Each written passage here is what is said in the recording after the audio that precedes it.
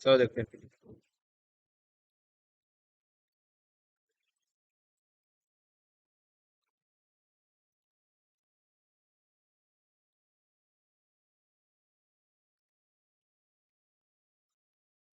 तो पहले देख लेते हैं कि अपना एपीआई होता क्या है, ठीक है। तो एपीआई का फुल फॉर्म तो सभी को पता होगा, एप्लीकेशन प्रोग्रामिंग इंटरफेस। और एपीआई हो करता क्या है कि एपीआई में जैसे एग्जांपल सोचो ना, इसमें से एक जोमेटो स्विगी वाला एप्लीकेशन होता है ना, जिससे आप खाना ऑर्डर कर लो, वो वाला एप्लीकेशन होता है। ठीक है, अब आप जैसे खाना ऑर्डर करते हो, आपकी लोकेशन वहां जाती है और वहां की लोकेशन आपके पास आ जाती है। मतलब आपका ऑर्डर कौन से होटल से आ रहा है, और उसको पता चल जाएगा कि जो कस्टमर ने ऑर्डर करा है वो किस कौन से वाले एड्रेस के लिए ऑर्डर करा है, पता चल जाता है। और आप ऑनलाइन ट्रैक भी कर सकते हो कि मेरा ऑर्डर अभी यहाँ पहुंचा है, मेरा मेरा ऑर्डर यहाँ पहुंचा है। तो वो मालूम कहाँ से होता है वो, जो गूगल मैप वाली एपीआई आती है, मैप गूगल मैप से। अब क्या उन्होंने करा क्या होगा, जोमेटो वालों ने गूगल मैप और अपना एप्लीकेशन इंटीग्रेट करा होगा। तो गूगल मैप की एपीआईज लेके अपना लोकेशन शेयर कर रहे हैं, एज वेल एज हमारा लोकेशन भी वो ले रहे हैं। अब यहाँ पे हो क्या रहा है देखो, गूगल मैप वाला एप्लीकेशन और जोमेटो वाला एप्लीकेशन दोनों आपस में क्या कर रहे हैं, कम्युनिकेट कर रहे हैं ना। और दोनों को कम्युनिकेट करने में कौन हेल्प कर रहा है, अपनी एपीआई। यही हमारे एपीआई का काम। और जब कोई पूछे कि एपीआई तुम टेस्ट क्यों क्यों करते हो, बताना कि बिजनेस लॉजिक को टेस्ट करने के लिए। Business logic in the sense क्या, आप कोई भी फंक्शनैलिटी वर्क करो, हर एक चीज के पीछे एपीआई इंटीग्रेट है। उसमें ही लिखा गया है कि ये फंक्शनैलिटी पे क्लिक करने के बाद क्या होगा, कौन सी अगली स्क्रीन आएगी, कितना नंबर बढ़ना चाहिए, ये डेटा क्रिएट होना चाहिए, ये सब कहाँ से हो रहा है, उस एपीआई में लिखा हुआ लॉजिक। उस एपीआई में लिखा हुआ लॉजिक, इसलिए हम कहते हैं एपीआई टेस्टिंग हम करते हैं बिजनेस लॉजिक को टेस्ट करने के लिए। एप्लीकेशन के बिजनेस लॉजिक को टेस्ट करने के लिए हम एपीआई टेस्टिंग करते हैं, ठीक है। और और अगर दूसरा पूछे कि तुम एपीआई में वैलिडेट क्या करते हो, तो आप वहां बताओगे एपीआई में वैलिडेट हम क्या करते हैं। पहला, रिस्पॉन्स कोड, कि जो हमने रिक्वेस्ट सेंड करी उसका रिस्पॉन्स कोड हमारे पास क्या आया। सेकेंड, रिस्पॉन्स टाइम, मतलब ऐसा कोई ऐसा रिक्वेस्ट हो जो मान मान लो कोई ऐसी रिक्वेस्ट है जो 700 मिली सेकेंड ले रही है। अगर ऐसे ही करोड़ों एपीआई बनी है, 700 सभी ले रहे हैं, तो कितना टाइम एप्लीकेशन कितना स्लो हो जाएगा। जबकि उसका एक्चुअल टाइम, जो उसका एक्सपेक्टेड टाइमर क्या होना चाहिए, 300 मिली सेकेंड होना चाहिए। लेकिन आ क्या रहा है वो, 700। तो 700 मिली सेकेंड अगर ना आ रहा है, तो हजारों एपीआई चल रही हैं, तो हमारे पास क्या हो जाएंगी, एप्लीकेशन हमारा स्लो चलेगा, डाउन रहेगा हमेशा। इसलिए एपीआई का रिस्पांस टाइम भी हमें वेरीफाई कराना पड़ता है। रिस्पांस टाइम क्या आ रहा है, अगर कोई पूछे कि तुम क्या एक्सपेक्ट करते हो रिस्पांस टाइम, बताना कि मेरे पुराने वाली कंपनी में less than equals to 300 millisecond होना चाहिए। अगर अबव आता है तो हम डेवलपर को बोलते हैं, ठीक है। तीसरी चीज, हम वेरीफाई करते हैं रिस्पांस बॉडी। अगर हमने कोई रिक्वेस्ट सेंड करी, तो उसका रिस्पांस हमारे पास क्या है, रिस्पांस डेटा में हमें क्या मिला, वो वेरीफाई कराते हैं। चौथी चीज, स्कीमा वैलिडेशन। वो क्या होता है, जैसे स्कीमा वैलिडेशन ये होता है कि मेरा एक डेटा एरे में होना चाहिए, फिर एक जेसन बॉडी के अंदर होना चाहिए, जो उसका स्ट्रक्चर है डेटा का, वो वेरीफाई कराना। ठीक, पहले याद रखना क्या, अपना response code, response time, response body और स्कीमा वैलिडेशन। स्कीमा वैलिडेशन वैसे हम लोग नहीं करते, और वो ऑटोमेशन वाला काम करते हैं। अक्सर हम करते हैं तीन, यही तीन। मैनुअल वाले करते हैं क्या, हमारा ये रिस्पॉन्स टाइम, रिस्पॉन्स कोड और रिस्पॉन्स बॉडी, तीन चीज। क्या हुआ, साइज कैसा, रिस्पॉन्स साइज कुछ नहीं होता यार, मैंने तो कभी कुछ नहीं देखा। ठीक है, इतना क्लियर है ना। रिस्पॉन्स बॉडी दिखाता हूँ, चलो एग्जाम्पल में, ठीक है। चलो एपीआई समझना, एपीआई होती क्या है। एपीआई क्या करता है, वो दो एप्लीकेशन को कम्युनिकेशन करने में हेल्प करता है बस। दो एप्लीकेशन के कम्युनिकेशन में हेल्प करता है। तुम आईआरसीटी से एग्जांपल ले लो, ट्रेन का टिकट बुक करते हो, या फिर ट्रेन को ट्रैक करते हो ना कि ट्रेन अभी इलाहाबाद पहुंची है, बनारस पहुंची है, वो कहाँ से कर लेते हो, आईआरसीटीसी के पास अपना कुछ नहीं है ये ट्रैक करने का। वो लोग यूज करते हैं गूगल मैप वाला, गूगल मैप। अब ऐसा तो है नहीं गूगल मैप वाले अपना पूरा डेटा इसको दे दे, सिक्योरिटी उनके लिए सही नहीं होगी, पता नहीं क्या कब क्या चेंज कर दे। वो क्या करते हैं, इन्होंने मैप के लिए अपने लिए खुद की एक एपीआई बनाई है, और वही एपीआई लोगों को बांटती है कि लो यूज करो। और उन्हीं एपीआई से तुम चाहे ट्रेन ट्रेन चेक कर लो, कहाँ जा रही, कहाँ आ रही है, कहाँ पहुंची है, उन्हीं एपीआई से सारा काम हो रहा है, उन्हीं एपीआई से। तुम सोच लो, गूगल मैप वाला और ये आईआरसीटीसी वाले दोनों क्या कर रहे हैं, आपस कम्युनिकेशन कर रहे हैं। और वो हेल्प हेल्प का हेल्प कौन कर रहा, वो एपीआई। ठीक। चलो एग्जाम्पल पे आते हैं। अब एपीआई टेस्ट कैसे करते हैं? तो एपीआई से क्या होता है कि इन्होंने कुछ रिक्वेस्ट बना के रखी है। मतलब अगर तुम्हें कुछ चाहिए, तुम रिक्वेस्ट करोगे किसी से ना, तुम्हें कोई सामान किसी से, अगर मुझे जोमेटो वाले को ही उससे लोकेशन चाहिए मेरा, वो उससे रिक्वेस्ट करेगा कि हाँ मुझे ये चाहिए ना। तब अगर उसके पास होगा तो रिस्पॉन्स देगा, अगर उसके पास नहीं भी होगा तभी भी तो रिस्पॉन्स देगा कि हाँ मेरे पास है ये चीज, तब वो रिस्पॉन्स दिया। अगर नहीं तब वो भी बताएगा कि मेरे पास ये चीज नहीं। तो रिक्वेस्ट और रिस्पॉन्स दोनों तो को हमेशा होते रहेंगे, चाहे तुम्हारा डेटा गलत हो, चाहे सही हो, चाहे ना हो, तुम्हारा रिक्वेस्ट रिस्पॉन्स हमेशा काम करता रहेगा। ठीक है। तो रिक्वेस्ट सेंड करने के लिए ना मल्टीपल मेथड्स बना के रखें। जैसे अपने पास होता है HTTP, देखो दो टाइप के प्रोटोकॉल होते हैं। हर रिक्वेस्ट भेजने के पीछे प्रोटोकॉल्स बने होते हैं। प्रोटोकॉल समझते हो ना क्या होता है? प्रोटोकॉल्स बने होते हैं, उसमें आपके पास दो प्रोटोकॉल्स बनते हैं, एक HTTP वाले और एक HTTPS वाले। दोनों में मेजर डिफरेंस क्या है? बस एक से ज्यादा सिक्योर है। सिक्योर इन द सेंस, जो HTTP है वो डेटा क्या करता है कि जिसे इनक्रिप्टेड फॉर्म में नहीं भेजता। जैसे अगर मैंने इनको कुछ भेजा, मैंने इनको बता दिया कि हाँ मेरा लैपटॉप ले लो आप, ठीक है, तो मेरा इस तरीके से HTTP हुआ। अगर मुझे ये HTTPS में कहना हो, मैं बताऊंगा, तो मैं इन्हें कुछ ऐसे लैंग्वेज में बोलूंगा जो आप लोग को समझ में नहीं आए, मुझे और इनको समझ में आए। ठीक है। वो तुम्हारा HTTPS हो जाएगा। जैसे तुम देखते हो ना, कभी कभी कोई यूजर नेम वाली फील्ड होती है, वहां तुम्हें यूजर नेम पास करो, और वहां पे यूजर नेम दिखता है, लेकिन पासवर्ड पास करने जाओ तो वहां पे क्या होता है, डॉट डॉट बन के जाता है डेटा ना। तो वो तुम्हारा क्या है, वो तुम्हारा इंक्रिप्टेड है अंदर का, वो इंक्रिप्टेड है। तो HTTPS क्या करता है, डेटा को इनक्रिप्ट फॉर्म में भेजता है HTTPS। HTTP ऐसा नहीं करता। तो अक्सर जो तुम्हारे लोकल मशीन देखो, तुम वो देखो अपना क्या कहते हैं, वी टाइगर सीआरएम देखो, वहां पे HTTPS नहीं लगता, तुम्हारे लोकल मशीन पे है। जो चीजें लोकल मशीन पे होती है उनका HTTPS नहीं लगता। अक्सर जो वेब सर्वर पे होते हैं, उनके उनके पास क्या लगता है, HTTPS, क्योंकि उनको कोई भी हैक कर सकता है। सोचो अगर मैं कोई डेटा इन्हें सेंड कर रहा हूँ, बीच में वो कोई कोई पा जाए, जैसे मैंने इनको कुछ पैसा भेजना चाहूँ मैं, और कोई मेरा डेटा का सोर्स जान जाए, तो मेरा पैसा इनके बजाय इनके पास चला जाएगा, है ना। लेकिन अगर वही डेटा मैं इनक्रिप्ट फॉर्म में भेजूं, तो डायरेक्ट पैसा, ये अगर ये हैक करना चाहे मेरा वो चीज, तो वो नहीं कर पाएंगे ना, क्योंकि मैं इनक्रिप्ट फॉर्म में ना, इनको पता नहीं चलेगा मैं क्या कर रहा हूँ, हमारी कम्युनिकेशन क्या चल रही है, इनको पता ही नहीं चलेगा। ठीक है। तो वो तुम्हारा होता है HTTPS। ठीक। तब HTTPS हमारे जो प्रोटोकॉल्स होते हैं, इनके पास भी कुछ इन्होंने अपने मेथड बना के रखे हैं। जैसे आपके पास होता है get, post, put, patch, delete.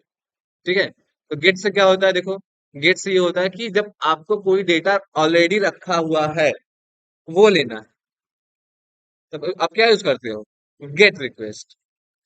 जब कोई डेटा ऑलरेडी है, बना हुआ है, तब। जब आपको कोई डेटा नया रखना है, नया क्रिएट करना है, तो आप पोस्ट रिक्वेस्ट सेंड करते हो।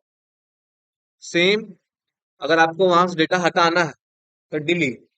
ठीक। अगर आपको वहां पे कुछ डेटा ऑलरेडी है और वहां पे अपडेट करना है, तो वहां पे आपका पुट एंड पैच। अब पुट और पैच डिफरेंस क्या है? पुट क्या करता है, वो पार्शियल डेटा अपडेट करता है, पार्शियल। जैसे तुम सोचो ना, हाँ पार्शियल अपडेट करता है। जैसे मेरा एक फॉर्म बना है, वहां पे मैंने अपना नाम, कॉलेज नेम, एज, ठीक है, father name, mother name, mobile number सारा मेंशन करा है, और वहां पे मुझे बस अपना एज चेंज करना हुआ, तो वहां पे कौन सी रिक्वेस्ट चलेगी, पुट वाली। अगर वही मुझे अपना पूरा डेटा अपडेट करना होता, तुम क्या करता, पैच वाली रिक्वेस्ट सेंड करता। ठीक। यार कभी कभी तो मैं भी कंफ्यूज हो जाता हूँ इसमें। सॉरी, मैं भी कंफ्यूज हो जाता हूँ कभी कभी पुट पैच में। तो वही सब उल्टा समझ लेना फिर। जो पुट वाली होती है वो पार्शियल करता है अपना, पैच वाली क्या होता है, पूरा डेटा अपडेट करता है। हाँ। लेकिन याद रखना, रुक जाना।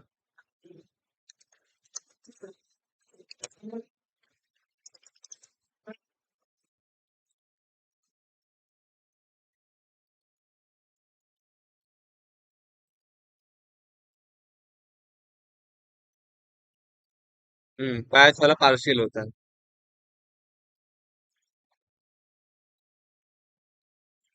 ठीक है।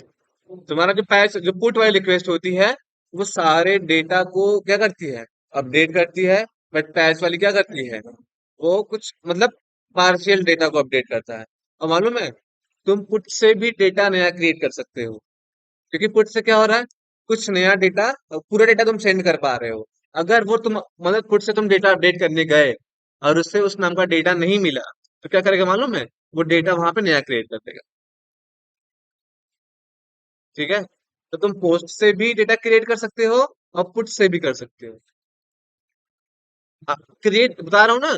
अगर से तुम मान लो, मैंने चाहा कि मैं अपना नाम चेंज करूं वहां पे, पूरा एक डिटेल मेरी है, मैं अपनी पूरी डिटेल क्या कर दूं, अपडेट कर दूं। लेकिन वो डेटा वहां पे था नहीं, जो मैं अपडेट करना चाह रहा था। तो क्या करेगा, वो जाके मेरे नाम का डेटा क्रिएट कर देगा। और मैंने क्या कहा, जो मैं अपना डेटा अपडेट करना चाह रहा हूँ, वहां वो चीज है ही नहीं। ये समझो एक कॉलेज है। ठीक है, मैंने एडमिशन लेने गया। ठीक है। मैं एडमिशन ले, मान लो तुम सोचो, तुमने सोचा, जो एडमिशन लेने गया उसने सोचा कि मैं यहाँ पे एडमिशन ले चुका हूँ, लेकिन वहां पे उसका एडमिशन हुआ नहीं था। ठीक है। अब मैंने क्या करा, मैं गया, मैं चाहता हूँ कि यार मैंने मैथ लिया था, मैं साइंस करा लूँ। ये तो मैंने, अब मैं चाहता हूँ कि मेरा नेम वोम सब कुछ चेंज हो जाए, और मैं किसी और बैच में ज्वाइन हो जाऊं। दो तीन बैच चलती है मान लो। तो वहां पे तुम्हारा तुम्हारा एडमिशन हुआ था नहीं। लेकिन तुम क्या, तुम कौन सी क्वेरी लेके गए यहाँ से, अपडेट वाली। तुम सोच रहे हो कि मेरा डेटा क्या है, वहां पे क्रिएटेड है, लेकिन वहां पे क्रिएटेड था नहीं। जब तुम यहाँ से पैच रिक्वेस्ट लेके गए, तो उन्होंने देखा कि तुम्हारा कुछ है नहीं, क्या करेंगे, जो तुम डेटा लेके गए उसी डेटा से क्या कर देंगे, नया रिसोर्स क्रिएट कर देंगे। पैच, पुट से सॉरी। अगर पुट में डेटा अगर अपडेटेड, अगर वो डेटा एग्जिस्ट करता है जो तुम अपडेट करना चाहते हो, तो वो अपडेट करेगा। अदरवाइज अगर वहां पे डेटा वो चीज नहीं है, तो वो उसे नया क्रिएट कर देगा। तुम्हारे ये ही है। ठीक है। चलो कुछ एग्जांपल देखते हैं। ठीक है, यहाँ पे जैसे मेरे पास यहाँ देखो अजाइल सीआरएम का एपीआई है, कल मैंने ढूंढा मिला कुछ। जैसे यहाँ पे देखो गेट कॉन्टेक्ट बाय आईडी, पहले मैं एप्लीकेशन ओपन कर लेता हूँ एक बार।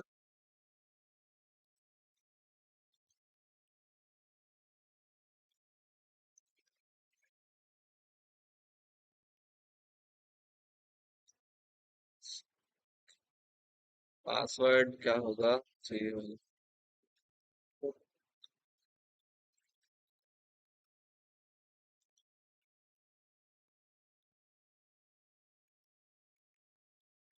तो मेरे पास ये एप्लीकेशन है अजाइल सीआरएम का, और यहाँ पे एक फंक्शनैलिटीज है कांटेक्ट क्रिएट करने की। ठीक है, कांटेक्ट क्रिएट करने की। अब यहाँ पे मुझे क्या करना है, कांटेक्ट क्रिएट करना है।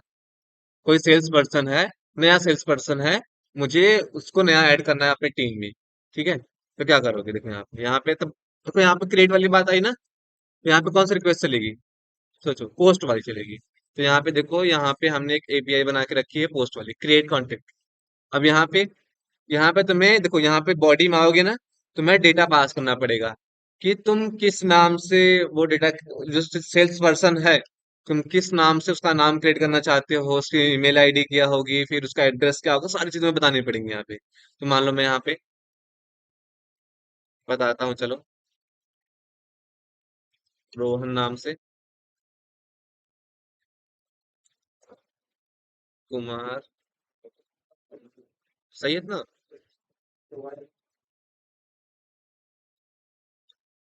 इतना सही है ना। रोहन डॉट कुमार @1 से मेल @1 मेल डॉट क्या कॉम। ये मैंने इसका ईमेल एड्रेस दे दिया। और मान लो इसका एड्रेस है यही, Georgia state, CTNSW state, Sydney. Zip code ये है, कंट्रीज क्या, ऑस्ट्रेलिया। ठीक है। अब देखो, रोहन नाम का मैं डेटा क्रिएट करने जा रहा हूँ। अब तुम देखना यहाँ पे कोई रोहन नाम का डेटा क्रिएटेड है ऑलरेडी, सर्च कर लूँ। अरे देख लो यहाँ पे, कितना डेटा क्रिएटेड है। और यहाँ पे रोहन नाम का कोई नहीं है, बस सैमसन नूलन सारे हैं, देख लो ना। और द यादव रोशन, बाकी ये सारे। कोई रोहन नाम का डेटा यहाँ पे नहीं है। अगर तुम सर्च करना चाहो तो यहाँ पे सर्च भी कर लो। क्या नाम है? रोहन। No result found. ना कॉन्टेक्ट में कुछ, ना कंपनी कुछ नहीं है रोहन नाम का। अब देखो, मैं जैसे ही रिक्वेस्ट सेंड करूंगा, सेंड पे क्लिक करता हूँ, देखो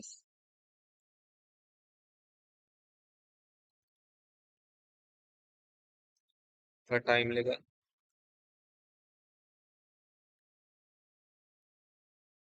ठीक। कौन से स्टेटस कोड आया देखो यहाँ पे, 200। मीन्स डेटा क्या हो गया, क्रिएट हो गया। अब यहाँ चेक करो एक बार यूआई में क्या हुआ। अभी तो रिफ्रेश करोगे तो पता चलेगा।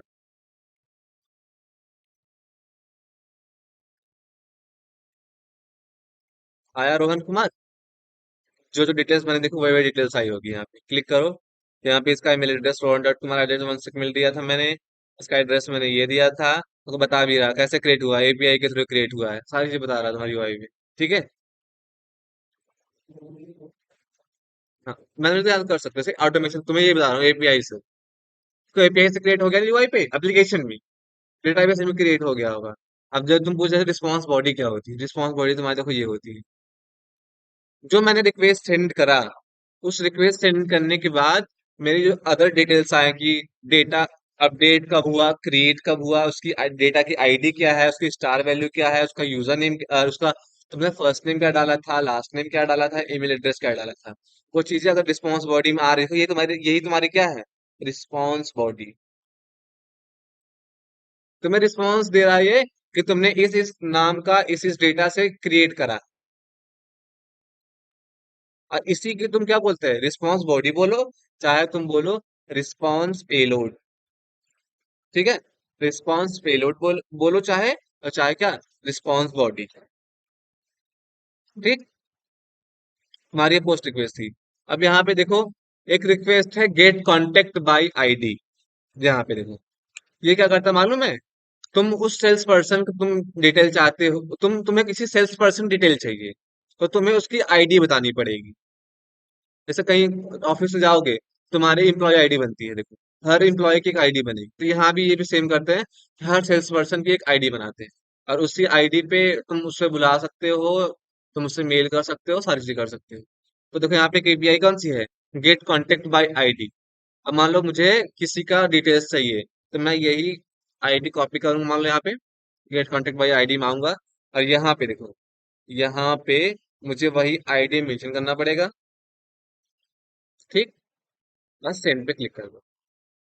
देखो, मैंने रोहन नाम से क्रिएट करा था, और रोहन वाली की आईडी थी ये, रोहन वाले सेल्स पर्सन की। अब आओ देखो यहाँ पे, क्या वही वाली आएगी, दूसरी आई रिस्पॉन्स बॉडी पे। नाम रोहन था उनका, कुमार, ईमेल आईडी ये थी। तो क्या एपीआई क्या हो रही है, सही चल रही है। रिस्पॉन्स को रिस्पॉन्स कोड तुम्हारा सही आया, रिस्पॉन्स बॉडी भी सही आई। देखो यहाँ पे देखा तुमने ना, पोस्ट उसने क्या करा, डेटा क्रिएट करा। क्रिएट करने के बाद फिर हमने क्या करा, वही डेटा हमने फिर से हम अपने पास ले लिया, हमने गेट कर लिया। अगर मैं यहाँ पे कोई ऐसी आईडी डालूं जो एग्जिस्ट नहीं करती, देखो क्या होता है। क्या आया, 400 बैड रिक्वेस्ट। मतलब वो चीज वहां पे एग्जिस्ट नहीं करी, तुम ले कैसे, तुम्हें वो देगा कैसे। लेकिन रिस्पॉन्स आया कि नहीं आया, रिस्पॉन्स तुम्हारे पास हर हर बार आएगा।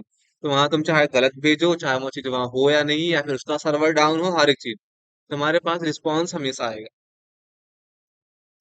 ठीक। अब थोड़ा टैब के बारे में जान लेते हैं, इसके बारे में। अब देखो, गेट रिक्वेस्ट पता चला कि होता किसके लिए, डेटा फेच करने के लिए, डेटा रीड करने के लिए, डेटा लाने के लिए। अब डेटा लाने के लिए तो कभी कभी यहाँ यूज होता है पैरम्स। पैरम्स तुम्हें देने पड़ते हैं क्या, पैरम्स से हम बोलते हैं क्वेरी पैरामीटर्स। तुम्हें यहाँ पे डेटा का सोर्स बताना पड़ता है कि तुम्हें तुम्हें कौन सा डेटा चाहिए, तुम्हें कौन सा डेटा चाहिए।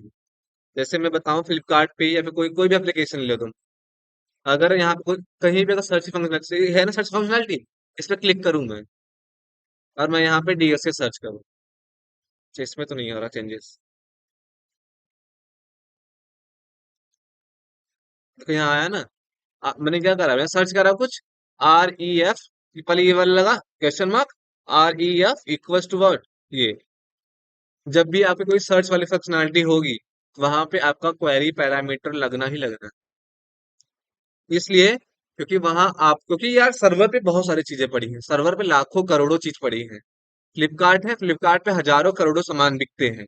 अगर आपको कोई एक पर्टिकुलर सामान चाहिए, मुझे शूज चाहिए, तो मुझे शूज सर्च करना पड़ेगा। तो आप वहां पे क्या बता रहे हो, अपने सर्च का सोर्स तो बता रहे हो ना, तो मुझे चाहिए क्या। तो जो आप सोर्स बताते हो वो कहाँ से बताते हो आप, इसी क्वेरी पैरामीटर के अंदर। तो क्वेरी पैरामीटर अंदर बताना पड़ता है कि मेरा की नेम क्या होगा। मतलब मेरा की नेम होगा क्या, मान लो सर्च, मैं सर्च करना चाह रहा हूँ, एग्जाम्पल ये दे रहा हूँ, ठीक है। मतलब की नेम है, या फिर यहाँ पे कुछ दे दो प्रोडक्ट नेम, चलो इजी होगा, ठीक है। अब मेरा प्रोडक्ट क्या होना चाहिए, शूज। अब यहाँ पे तुम देखोगे ना, इसको डिलीट करते हैं हम यहाँ पे। अब यहाँ पे देखो, क्वेश्चन मार्क ऑटोमेटिकली लगा, की नेम में बना, उसका क्या बनी वैल्यू। अब तुम्हें मान लो सर्च शूज सर्च करना है, लेकिन नाइकी का शूज सर्च करना है, नाइकी का शूज। तो यहाँ पे आओ की नेम में, यहाँ पे सर्च करो, मान लो कि ब्रांड नेम,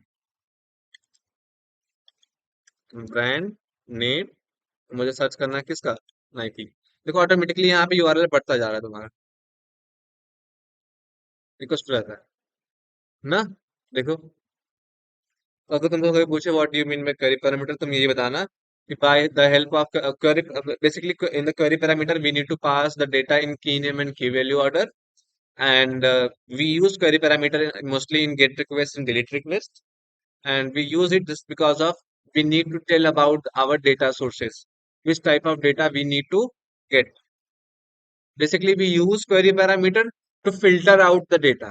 तो ये बढ़िया पॉइंट है, we use query parameter to filter out the data। Data filter ही कर रहे हो ना, हजार शूज पड़े थे, लेकिन मैं शूज कौन सा चाहिए था, सिर्फ नाइकी का, डेटा फिल्टर हुआ, यही क्वेरी पैरामीटर तो हम इसीलिए यूज करते हैं। तो डेटा का तुम्हें फिल्टर आउट, सॉर्टिंग, चाहे आप फिल्टर आउट बोल लो वहां पे, चाहे आप सॉर्टिंग वर्ड बोल लो, ठीक है। तो इंटरव्यू में अक्सर पूछते हैं what do you mean by query parameter. तुम बताना कि डेटा की फिल्टर आउट करने के लिए या फिर सॉर्टिंग करने के लिए यूज करते हैं। एग्जांपल ये बता देना कि let us suppose we we are using Flipkart application and over there we want to we want to purchase the shoes of Nike. then over there we need to tell our like we need to filter out the data on the behalf of Nike shoes na? So over there we need to use the query parameter, and we can identify the query parameter after the question mark, there will be key name is equals to key value ना। हमेशा देखो question mark के आगे जो रहेगा तुम्हारा query parameter होगा, ठीक है। और अक्सर ये आपको मिलेगा गेट और डिलीट, क्योंकि गेट ही डिलीट में तुम डेटा क्या कर पाते हो, सर्च कर पाते हो। बाकी पुट पैच और पोस्ट क्या करते हो, डेटा क्रिएट करते हो। तो वहां पे क्वेरी बनाने की जरूरत पड़ेगी नहीं ना, वहां पे डेटा सॉर्टिंग करते हो नहीं। हाँ वहां तो डेटा सेंड कर रहे हो ना, लेकिन गेट, ऐसे तुम्हें डिलीट करना है। मान लो क्या कोई सेल्स पर्सन है, फ्लिपकार्ट वाले चाहते हैं कि मैं नाइकी वालों को शूज नहीं बेचना चाहता, तो क्या करेंगे, एपीआई से जाके क्या करेंगे, डिलीट रिक्वेस्ट रन करेंगे, और वहां क्वेरी पैरा में लगा देंगे कि नाइकी का ये लगा देंगे product name is equal to Nike, product name is equal to shoes and brand name is equal to what, Nike. और डिलीट का क्लिक करते क्या करेगा वो, सिर्फ नाइकी वाले शूज का क्या कर देगा वो, डिलीट कर देगा। अगर मान लो उसने ब्रांड नेम नहीं लगाया यहाँ पे, तो जितने शूज रहेंगे उस सर्वर पे सारे डिलीट कर देगा ना। नाइकी का, जेएसडब्ल्यू का, एडिडास सारा डिलीट कर देगा, लेकिन सिर्फ डिलीट किसका करना था, सिर्फ नाइकी का, तो नाइकी को भी सेलेक्ट करेगा ना। अक्सर आपको ये डिलीट में मिलेगा और गेट में मिलेगा ज्यादा, और जरूरी नहीं कि मिलेगा, बट ज्यादातर केस में मिलता है आपके पास, ठीक है। और गेट रिक्वेस्ट में एक चीज और होती है, देखो,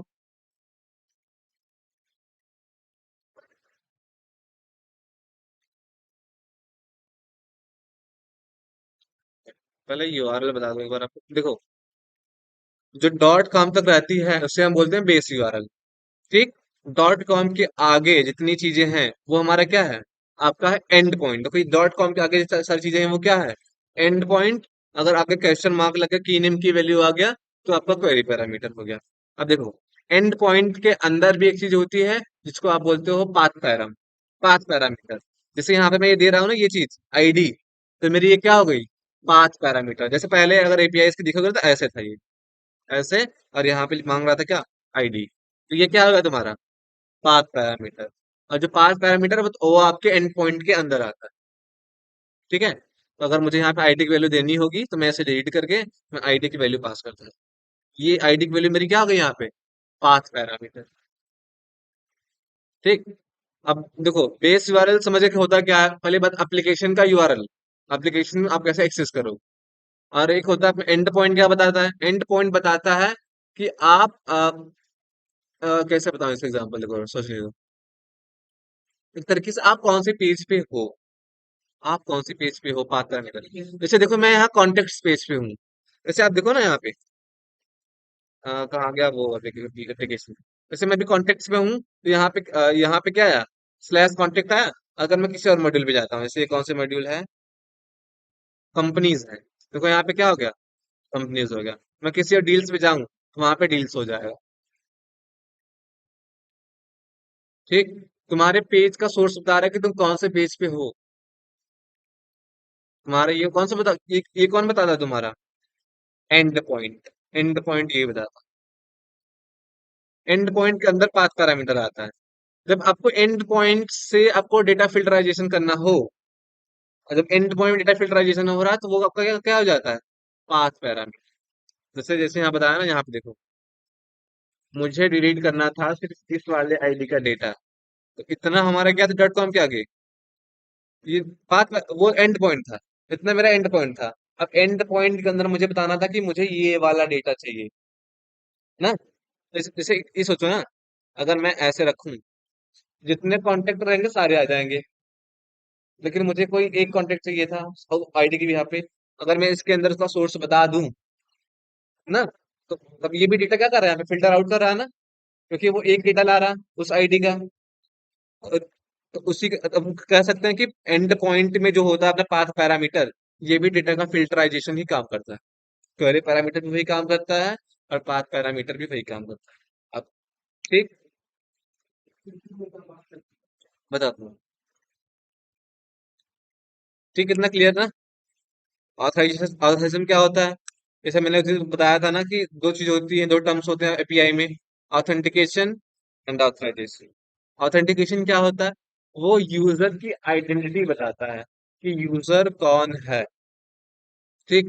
जैसे एग्जांपल पे सोचो आप, नेटफ्लिक्स या फिर कोई सब्सक्रिप्शन वाला एप्लीकेशन है, अमेजोन हुआ, फिर कोई कोई और एग्जांपल सोचते हैं जो सब लोग यूज करें यहाँ पे, सब लोग यूज नहीं करें, नहीं, मैं बताता हूँ कौन सा,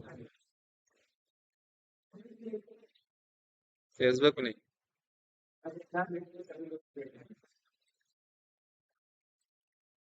चलो अच्छा नेटफ्लिक्स ही समझो, ठीक है, नेटफ्लिक्स, ना फिर इसी में समझ लो, इसी में होगा मे बी, एजेंसिया में, नहीं इसमें नहीं होना चाहिए, छोड़ो अच्छा।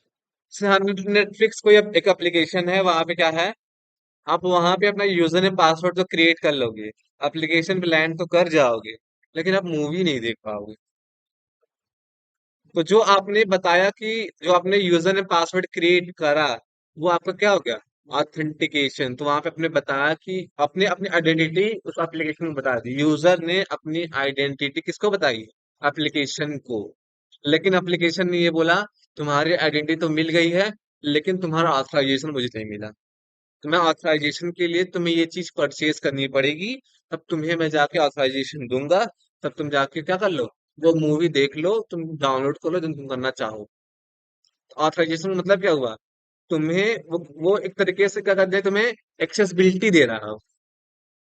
जब तुमने यूजर ने पासवर्ड नेटफ्लिक्स पे डाला, तुम मूवी देख पा रहे थे, नहीं, लेकिन तुम उस एप्लीकेशन पे जा पा रहे थे ना कि मूवी, ये तो चेक कर रहे थे ना कि हाँ ये वाली मूवी आई, ये वाली मूवी नहीं आई है, तुम ये तो चेक कर ले रहे थे ना। लेकिन वो मूवी तुम देखना चाहो देख पाओगे, नहीं, क्यों, कि तुम्हारे पास वो एक्सेस नहीं था। लेकिन तुमने जैसे उसके लिए क्या कहा, पे करा, तुमने उसने क्या करा, तुम्हें एक्सेसिबिलिटी दे दी, अब तुम क्या कर लो, यूज कर लो। वो तुम्हारा क्या होता है, ऑथराइजेशन।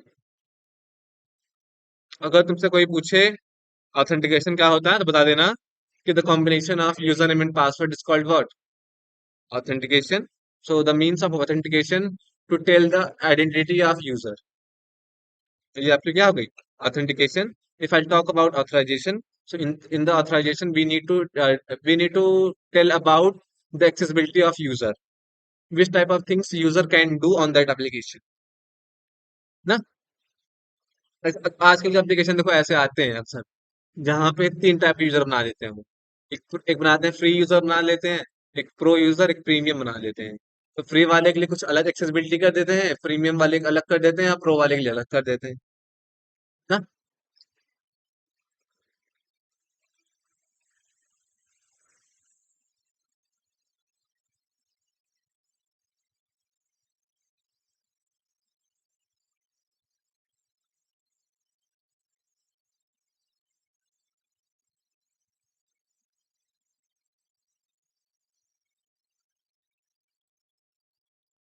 चलो, अब देखो ऑथेंटिकेशन तुम्हारा जो ऑथराइजेशन होता है वो भी मल्टीपल टाइप के होते हैं।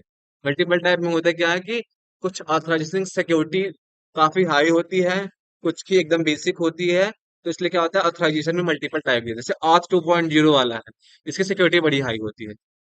आर्च 2.0 की इसकी सिक्योरिटी, इसको जैसे ना, इसका तुम्हें ऑथराइजेशन चाहिए, तुम्हें क्या क्या पास करना पड़ता है देखो। यहाँ नहीं, जैसे नीचे आओगे ना, तुम्हें ये टोकन क्रिएट करने के लिए बताएगा यहाँ पे। पहले अपने टोकन का नाम दो, तुम्हारा ग्रांट टाइप क्या होना चाहिए, फिर तुम्हारा कॉल बैक यूआरएल क्या होना चाहिए, आथ यूआरएल क्या होना चाहिए, एक्सेस टोकन यूआरएल क्या होना चाहिए, क्लाइंट आईडी, क्लाइंट सेक्रेट की, स्कोप, स्टेट, क्लाइंट ऑथेंटिकेटर। तुम इतनी इन्फॉर्मेशन देने के बाद तुम्हारे पास ऑथराइजेशन टोकन आएगा। इसकी सिक्योरिटी देख लो कितनी हाई है। अगर मैं बेसिक वाले की बात करूं, अगर मैं तुम्हें अपना यूजर नेम पासवर्ड दे दूं, तो मेरा नेटफ्लिक्स यूज कर पाओगे। लेकिन वही तुम्हारे नेटफ्लिक्स में आज 2.0 यूज हो रहा है, अगर इनको मेरा यूजर नेम पासवर्ड मिल जाए तो ये यूज कर पाएंगे? नहीं। इनको क्यों, इनको क्लाइंट सेक्रेट की भी चाहिए होगा, क्लाइंट आईडी भी चाहिए होगी, स्कोप भी चाहिए होगा, सारी बहुत सारी इन्फॉर्मेशन चाहिए होगी। ठीक है। तो ऑथराइजेशन में मल्टीपल टाइप के होते हैं, इसलिए क्योंकि कुछ ऑथराइजेशन में क्या होता है कि तुम्हारा तुम्हारे कुछ सिक्योरिटी कुछ हाई होती, मल्टीपल तुम्हारे होते हैं। बट यहाँ पे हम यूज क्या करते हैं? Basic auth. ये एप्लीकेशन जो एप्लीकेशन है, ये बेसिक ऑथ सपोर्ट करता है तुम्हारा। तो आप बेसिक ऑथ में आपको यूजर में पासवर्ड देना पड़ता है, बस और कुछ नहीं। ठीक है। समझ में ऑथराइजेशन के बारे में? तो ऑथराइजेशन कोई पूछे बता देना दोनों टर्म्स, ऑथेंटिकेशन ऑथराइजेशन। और एक चीज याद रखना, हम हमेशा ऑथेंटिकेशन के बाद ऑथराइजेशन होगा। अब ऐसा नहीं होगा कि बिना ऑथेंटिकेशन ऑथराइजेशन हो जाए। पहले तुम्हें बताना पड़ेगा ना तुम कौन हो, तब जाके तुम्हें वो एक्सेसिबिलिटी देगा। अब बिना तुम्हें जाने तुम्हें वो सामान दे देगा तो वो सही चीज नहीं है उसके लिए। तो हमेशा तुम्हारे ऑथेंटिकेशन के बाद जाके क्या होगा? ऑथराइजेशन। ठीक। हेडर्स क्या होता है? अब हेडर्स में ना हमें ये कुछ क्या कहते हैं कि आपको कुछ स्पेसिफिक चीजें बतानी पड़ती है, जैसे क्या? जैसे एक चीज हो गई, जो तुम एपीआई सेंड कर रहे हो, वो किस टाइप ऑफ डेटा में डेटा सेंड करना चाह रहे हो आप। जैसे मैंने यहाँ पे दिया एप्लीकेशन जेसन, ठीक है, तो मैं बॉडी में यहाँ पे जेसन टाइप का डेटा सेंड कर पाऊंगा। अगर मैंने यहाँ बता दिया क्या, एक्सएमएल, तो मैं बॉडी में एक्सएमएल टाइप का डेटा क्या कर पाऊंगा? प्रोवाइड कर पाऊंगा। ठीक है। एक्सेप्ट क्या करना चाहिए, देखो यहाँ पे ना एक्सेप्ट क्या करना चाहिए वो। और एक और होता है हमारे पास, क्या कहते हैं उसे, कंटेंट टाइप।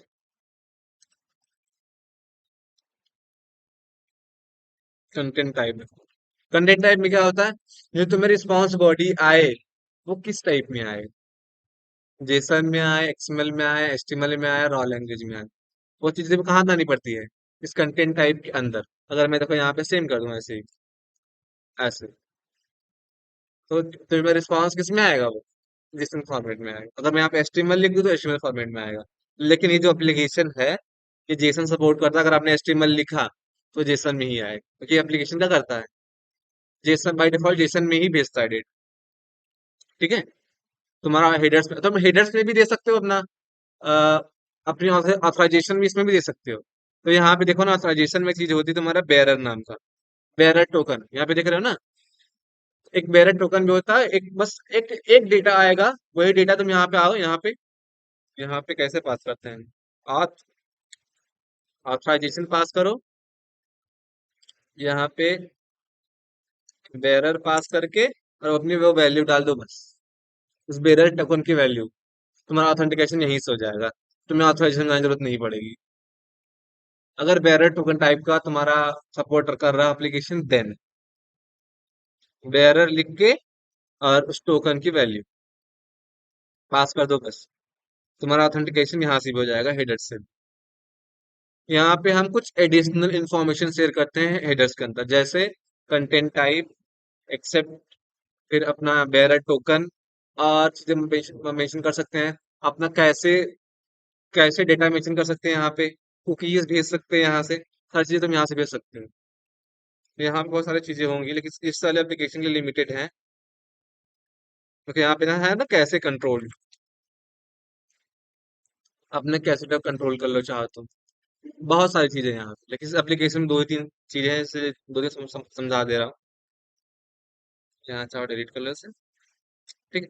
डिस्क्रिप्शन कुछ नहीं देते यार, डिस्क्रिप्शन में बता दो, ऐसा बता दो कि it is use to tell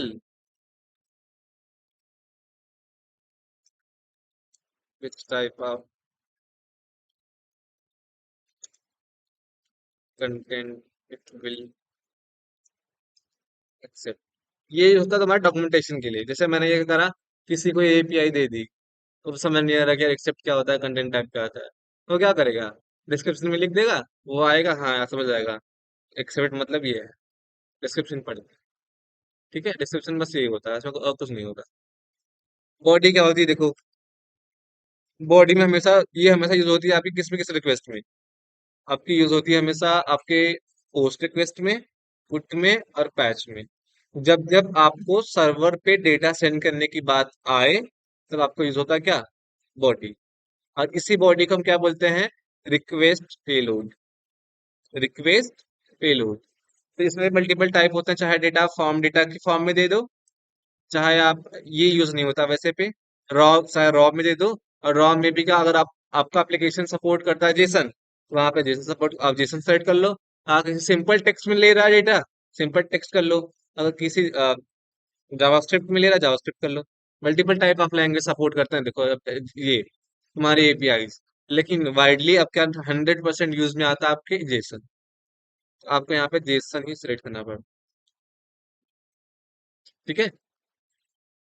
तो यहाँ पे अपना जैसे, और ये यूज कहाँ होगा, मैंने बताया ना किसके अंदर, आपके पोस्ट रिक्वेस्ट के अंदर। तो ये तो गेट है, यहाँ पे यूज देखो, यहाँ पे मैंने भेज रहा था, पोस्ट रिक्वेस्ट था, अब मुझे कुछ डेटा क्रिएट करना था, देखो ये डेटा, डेटा कहाँ भेजा, इस बॉडी के अंदर भेजा ना। मैंने बताया कि उस वाले कस्टमर की स्टार वैल्यू इतनी होनी चाहिए, लीड स्कोर इतनी होनी चाहिए, टैग ये होना चाहिए, प्रॉपर्टीज में फर्स्ट नेम ये होना चाहिए, लास्ट नेम ये होना चाहिए। ये सारी इन्फॉर्मेशन मैंने कहाँ दी, इस रिक्वेस्ट पेलोड के अंदर। तब यही रिक्वेस्ट पेलोड इस वाले एपीआई से के साथ ले जाके वहां पे इस नाम का डेटा क्या कर देगा, वो क्रिएट कर देगा, यही रिक्वेस्ट पेलोड की वजह से।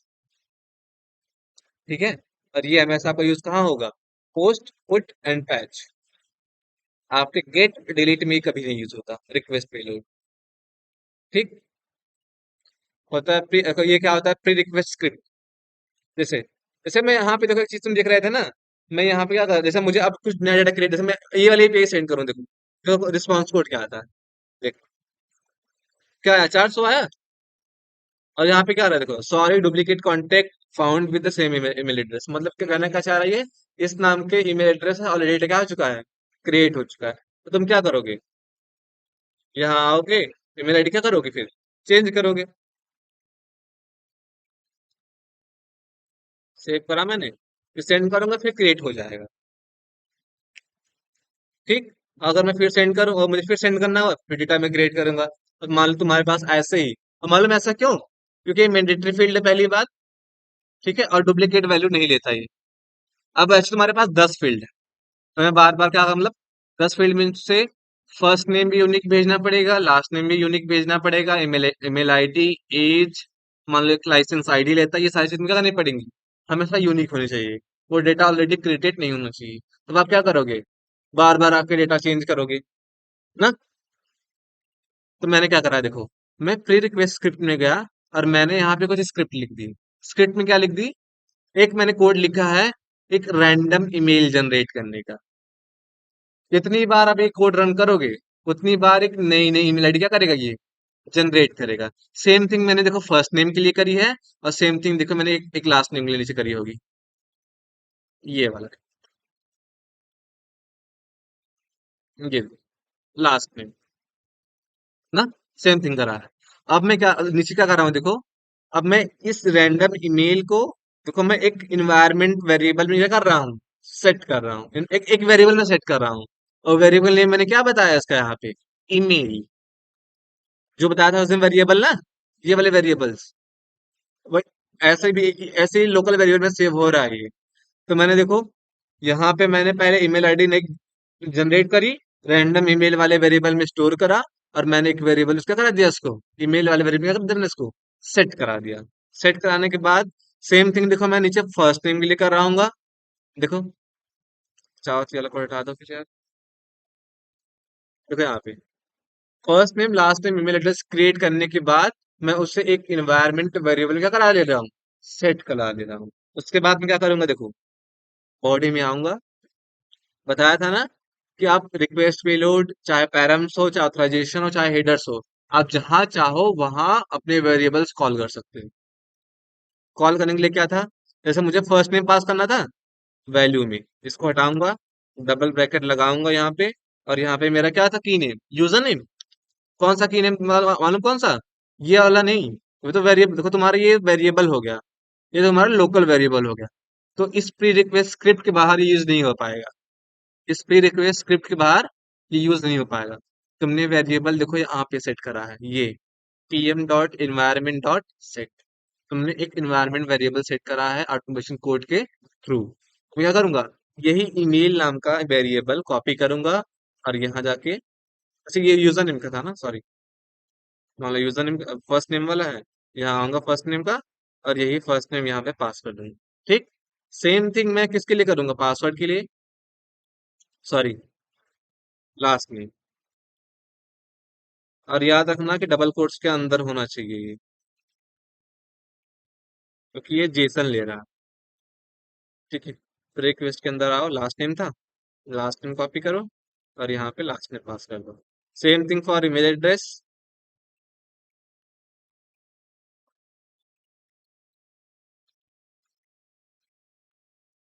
हाँ क्या था, ईमेल। अब देखो मैं कोड रन करूंगा, अब मैं जितनी बार रन करूंगा मैं उतनी बार रन कर सकता हूँ विदाउट एनी चेंजेस। मुझे कोई जरूरत नहीं डेटा यहाँ चेंज करने की। हाँ, अब रैंडमली वो ईमेल जनरेट कर रहा है बार बार, देखो एक बार रन करा मैंने, देखो यहाँ पे ईमेल एड्रेस क्या आया,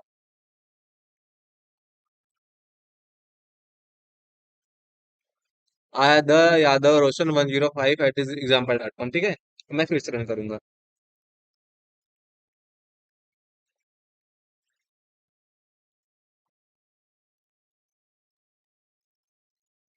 अच्छा मैंने कुछ गलत करा,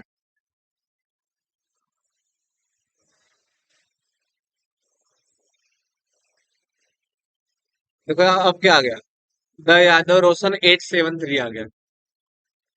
बार बार वो ईमेल आईडी क्या कर रहा है वो, बार बार डिफरेंट क्रिएट कर रहा है ना। अब बताओ मुझे कहीं जरूरत है यहाँ पे आके चेंज करने के लिए, अगर मेरे पास 10 फील्ड होगी, मैं 10 फील्ड का कोड यहाँ प्री रिक्वेस्ट में लिख दूंगा, और मैं वेरिएबल क्या कर लूंगा वहां पे कॉल। तो प्री रिक्वेस्ट ये करता है, अगर आपको उस एपीआई के पहले कुछ कॉन्फ़िगरेशन करना है, उसका कोड आप कहाँ लिख लो, इस प्री रिक्वेस्ट स्क्रिप्ट के अंदर, और ये आपके कोडिंग में ही आएगा, ये ऑटोमेशन के लिए यूज होता है, ये आपके ऑटोमेशन के लिए, और हमेशा इसमें सपोर्ट करता है आपका जावास्क्रिप्ट। अगर आपको पोस्टमैन से ऑटोमेशन करना है तो आपको जावास्क्रिप्ट जानना मस्ट होगा। ठीक है, देखो वो द यादव उसने क्यों रख रहा था, कि देखो मैंने शुरू शुरू में जब अपनी वैल्यू क्या करी है यहाँ पे, स्टैटिक रखी है, फिर आगे जाके मैं कुछ रैंडम क्या कहते हैं नंबर जनरेट कर रहा हूँ। तो द यादव कभी पहला चला मान लो, तो द यादव रोशन 123 रखा, दूसरी बार रन होगा द यादव रोशन 783 रखेगा, ऐसे। मैंने पहले अपने कुछ, और लास्ट में क्या कर दिया मैंने, @example.com, क्योंकि मान लो अगर तुम्हें जीमेल से करना है तो @gmail.com कर देगा ना। तो हमेशा वो क्या करेगा, एक हर बार नई नई ईमेल आईडी क्या करेगा वो, जनरेट करेगा। तुम्हारा ये था pre request script. Request script ऐसे इंटरव्यू को भी पूछते नहीं।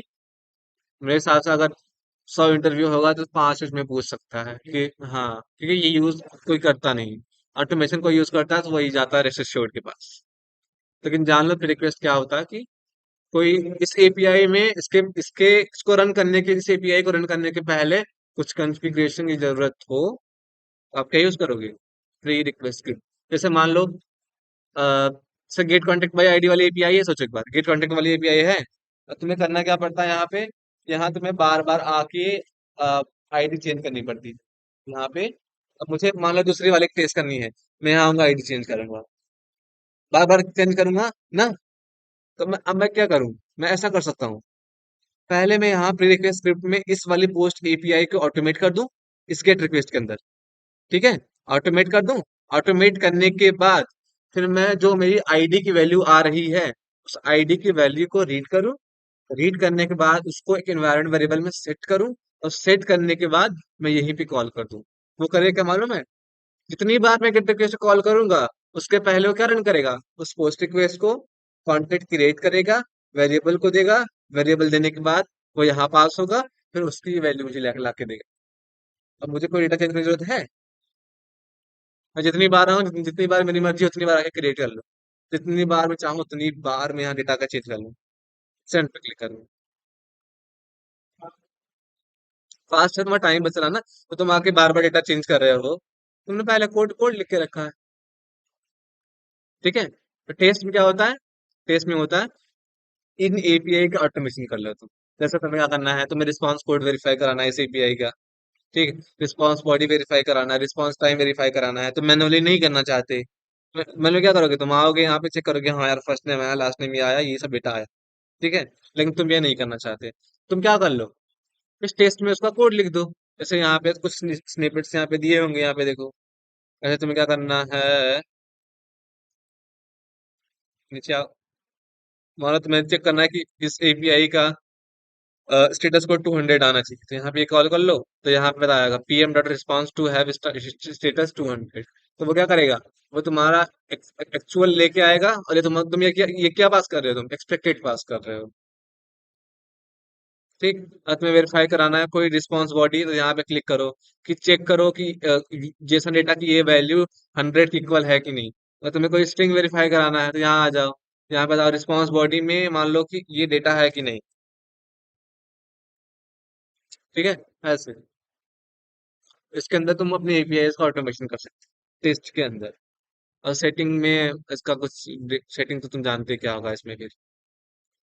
इनेबल डिसेबल का फंक्शनलिटी दिया होगा। ठीक है, तो तुम्हारे ये क्या हो गए?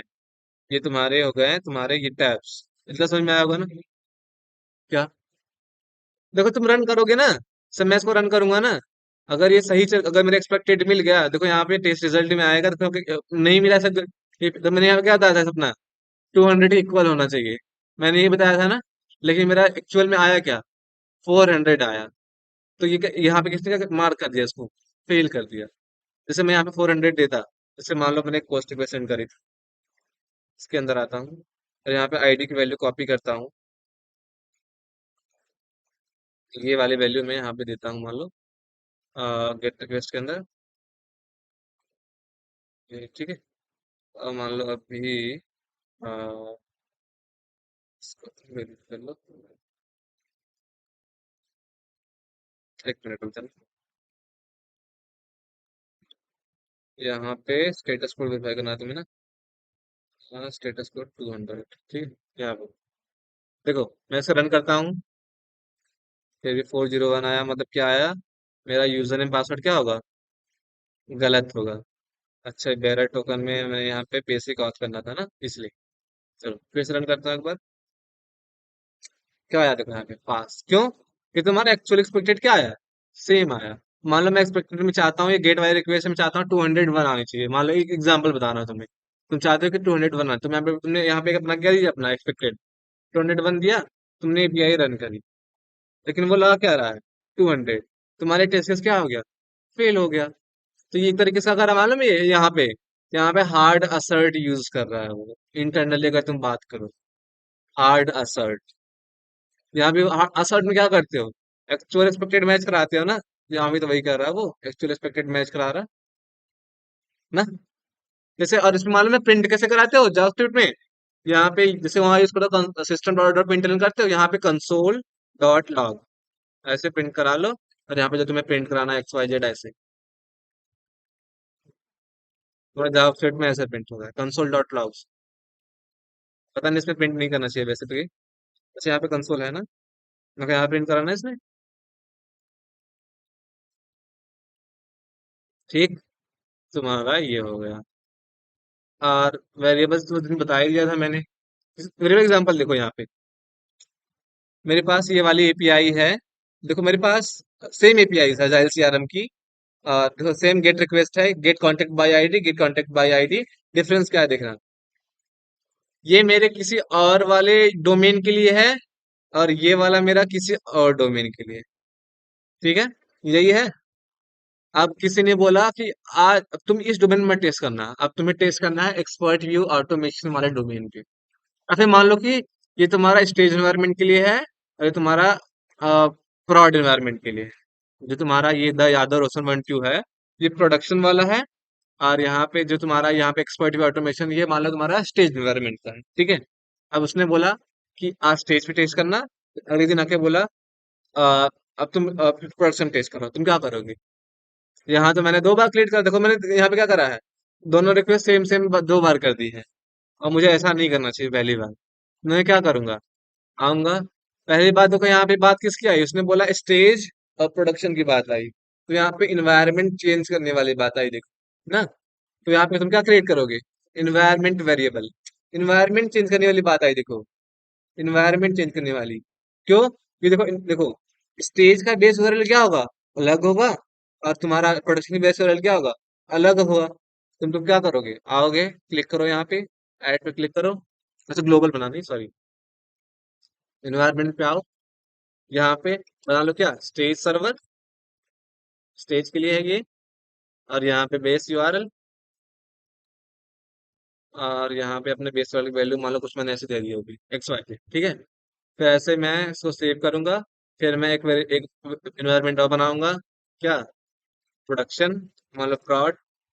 और ये सेम क्या, बेस, बेस यूआरएल, और सेम उसकी वैल्यू कुछ डिफरेंट ऐसे। ठीक है, अब सेव करूंगा। अगर मुझे यही वाली एपीआई, मैं क्या करूंगा यहाँ पे, वो वेरिएबल क्या कर लूंगा यहाँ पे, कॉल कर लूंगा। अब सॉरी, इसे डिलीट करो। पहले यहाँ आओ, एनवायरनमेंट सेलेक्ट करो। मैंने सेलेक्ट करा प्रोड के लिए, मुझे प्रोड पे रन करना है। मैंने यहाँ पे वो वेरिएबल कॉल करा, बेस यूआरएल देखो। ठीक है, अब जब भी मुझे ये वाला एपीआई मुझे रन करना होगा स्टे प्रोड पे, मैं प्रोड सेट करूंगा, सेंड पे क्लिक कर दूंगा। तो किस पे रन होगी, प्रोड वाले यूआरएल पे। तो मुझे स्टेज पे रन करना हुआ, कुछ नहीं करना पड़ेगा, आऊंगा, स्टेज करूंगा, बस सेंड पे क्लिक। किस पे रन होगा वो, स्टेज पे। ओके, ऐसा भी होगा कि प्रोड वाले के लिए यूजर ने पासवर्ड अलग है, और स्टेज के लिए क्या है, अलग।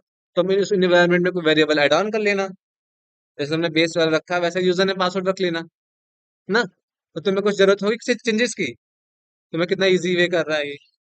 अब ऐसे ही कुछ वेरिएबल्स ऐसे चाहिए तुम्हें जिनकी वैल्यू सभी के लिए सेम ही है, चाहे वो प्रोडक्शन हो, चाहे कुछ भी हो, मतलब कुछ भी हो, कोई इन्वायरमेंट हो, उसका तुम कहाँ रख लो, तुम चाहे ग्लोबल में रख लो। और कोई ऐसी चीज है सिर्फ इसी वाले अजाइल वाले कलेक्शन के लिए ही काम आने वाली है, तुम कहाँ रख लो उसको, कलेक्शन वेरिएबल में।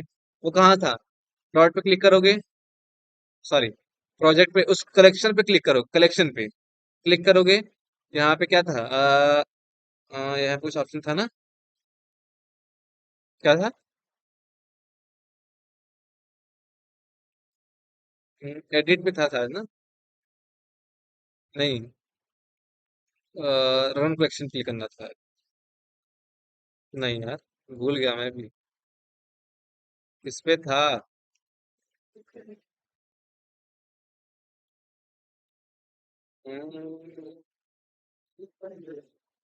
collection। अच्छा एडिट कर देखने एक बार, एडिट था ना, हाँ एडिट पे था ना। एडिट पे क्लिक करोगे, यहाँ पे वेरिएबल की सेटिंग आ जाएगी। तो यहाँ पे जो वेरिएबल सेट करोगे, वो कहाँ पे जाएगी? वो सिर्फ इस वाले अजाइल वाले कलेक्शन के लिए ही अप्लाई होगी। इसीलिए हम इसे क्या कहते हैं? Collection variable. अब बाकी एक होता है डेटा वेरिएबल। वो जब तुम डेटा किसी बाहर सोर्स से पास करते हो, बाहर सोर्स इन द सेंस, चाहे तुम CSV फाइल में लेके दो और चाहे तुम JSON फाइल में लेके दो, वो तुम्हारा क्या हो जाएगा? Data variable. डेटा वेरिएबल अक्सर यूज होता है आपके ऑटोमेशन में। मतलब अगर तुम इस पोस्टमैन से ऑटोमेशन कर रहे हो, तब तुम यूज करो डेटा वेरिएबल। अगर नहीं कर रहे हो तो नहीं यूज करो। वो ये वेरिएबल नहीं हुआ जो आप बोल। एक मिनट बताना। कौन सा वेरिएबल कह रहा है? बंद कर दो पहले इनको तो। अच्छा ये वाला। जैसे ये वाला वेरिएबल था। ये रैंडम ईमेल बोल रहे हो आप? कौन सा रैंडम ईमेल? ये लोकल वेरिएबल हुआ। यही तो लोकल वेरिएबल है, देखो आप। अगर मैं इसको कॉल इस फर्स्ट नेम को कहीं कॉल करना चाहूँ, कॉल नहीं हो पाएगा। रीड नहीं कर पाएगा। क्यों? क्योंकि ये इसी ब्लॉक के अंदर है बस। ये आपके प्री रिक्वेस्ट स्क्रिप्ट के अंदर, ब्लॉक के अंदर ही कॉल हो पाएगा। इसलिए क्या क्या कहते हैं इसको हम? लोकल। तभी तो हमने क्या करा, इस ला फर्स्ट नेम को हमने इन्वायरमेंट वेरिएबल में सेट करा। देख लो आप। अगर ये कॉल हो सकता था तो मुझे इस कोड की जरूरत पड़ती? नहीं पड़ती। डायरेक्ट कॉल कर लेता मैं। इसीलिए तो मैंने पहले डेटा क्रिएट करा, लोकल वेरिएबल में स्टोर करा, स्टोर करने के बाद मैंने अपने इन्वायरमेंट वेरिएबल में पास करा ना। तो आपका ये था। बाकी रिक्वेस्ट जान के क्या क्या होता है? Get post. अगर तुम्हें एग्जांपल बताना तो बता देता हूँ, देखो यहाँ पे। तो मैं गेट सारी रिक्वेस्ट रन करके दिखा देता हूँ। एक अपने यहाँ पे get contact by ID create वाली हो गई। तो मैं डिलीट वाली चाहिए ना? डिलीट सिंगल कॉन्टेक्ट है यहाँ पे।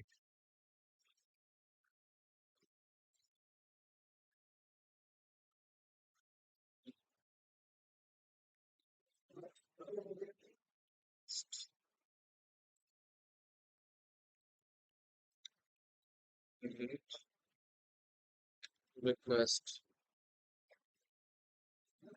हाँ।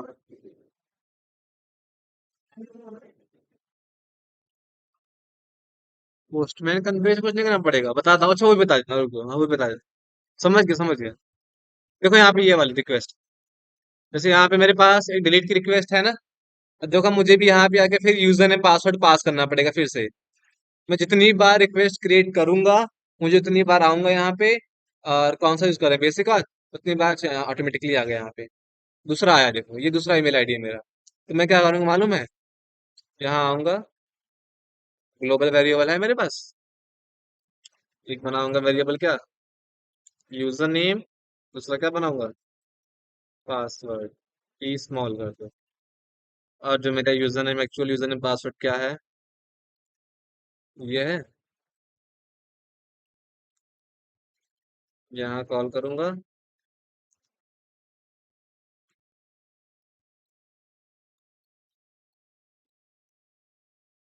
मैं क्या करूंगा यहाँ पे? वेरिएबल चाहिए रहा था ना। पासवर्ड रखा मैंने, सेव करा। इन्वायरमेंट को भी। ठीक है। आऊंगा यहाँ पे सारी रिक्वेस्ट में, क्या करूंगा मैं अब? ऑथराइजेशन में जाऊंगा। जो मैं यहाँ हार्ड कोडेड पास कर रहा हूँ, लगाया यूजर नेम भैया। और क्या? पासवर्ड। और यही सेम चीज मैं हर API में यूज करूंगा। वेरिएबल्स। सेव नहीं करा मैं इसलिए इसको। User name. क्या? पासवर्ड। एस। बस। ठीक है। अब देखो, पहले हमारे पास एक API, एक वो भी बना लेता हूँ तुम्हारे लिए। पुट का भी हमारे पास है एक। अपडेट लीड स्कोर शायद उसका नहीं है। अपडेट प्रॉपर्टीज ऑफ कॉन्टेक्ट है यहाँ पे ना। ठीक। एक इसका भी। अच्छा एक काम कर लेते हैं, इसको ड्रैग एंड ड्रॉप कर लेते हैं सबसे बढ़िया चीज। ठीक है। बस यहाँ पे मुझे चेंज करना है क्या? बेस URL डॉट का।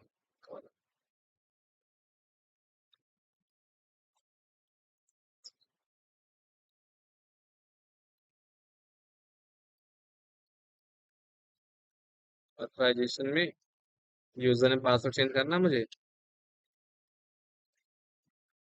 User name. And what? Password. ठीक। चलो देखो, मैं यहाँ से पहले एक कॉन्टेक्ट करूंगा क्रिएट। मैंने सेंड करा, देखो।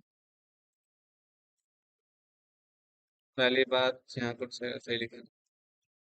क्या आया? 405 मेथड नॉट अलाउड।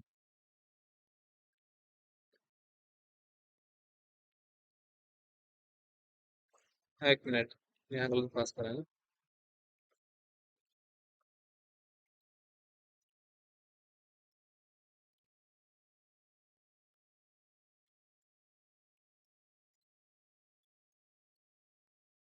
देखो, क्रिएट हुआ। ठीक है। अब मुझे क्या करना है, पहले वो चेक करना है कि उस नाम से क्रिएट हुआ कि नहीं हुआ। तो इसकी आईडी कॉपी करूंगा, गेट कॉन्टेक्ट बाय आईडी में आऊंगा। वही आईडी क्या करूंगा, यहाँ पे मेंशन करूंगा। और मैं वेरीफाई कराऊंगा कि जो जिस नाम से मैंने क्रिएट करना चाहा, क्या उसी नाम से क्रिएट हुआ कि नहीं। उसकी इन्फॉर्मेशन लूंगा। ठीक है। यहाँ आऊंगा। मतलब मैंने एक्सपेक्ट किया था कि मेरा यूजर नेम होना चाहिए, जो भी है ये होना चाहिए। और मेरा लास्ट नेम ये होना चाहिए, मान लो एक अज्यूमशन कर लो। तो मेरी ईमेल आईडी होनी चाहिए। ठीक है, एपीआई क्या चल रही है? सही चल रही है। फिर मैं आऊंगा। फिर मैं डेटा अपडेट करना चाह रहा हूँ उसी इन्फॉर्मेशन की। मान लो मैंने क्या करा, अपना यहाँ पे फर्स्ट नेम मैंने गलत पास कर दिया है, मैंने फर्स्ट नेम में gmail.com पास कर दिया है। ठीक है। मैं इसे अपडेट करना चाह रहा हूँ। मैं आऊंगा यहाँ पे, मेरे पास पुट रिक्वेस्ट है यहाँ पे। ये भी मालूम है, पुट से भी आप पार्शियल डेटा अपडेट कर सकते हो।